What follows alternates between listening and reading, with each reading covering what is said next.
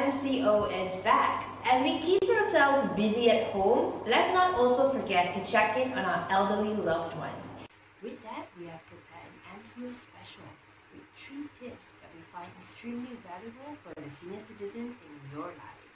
So, drum roll please.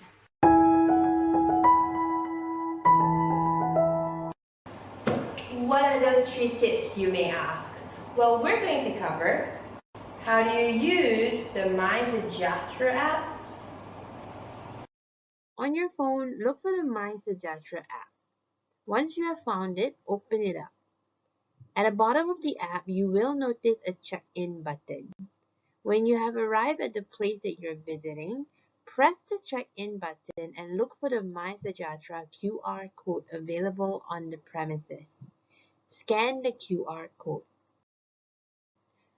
Once the QR code is registered on your phone, you will see a pop-up like this that gives the location that you're visiting as well as your details and your risk of having COVID-19. This is an extremely important step, especially because we have COVID right now, and this helps with contact tracing in the event that someone within the location that you are in has COVID-19. So, we hope that you enjoyed this session and hopefully this is helpful for your beloved senior citizens.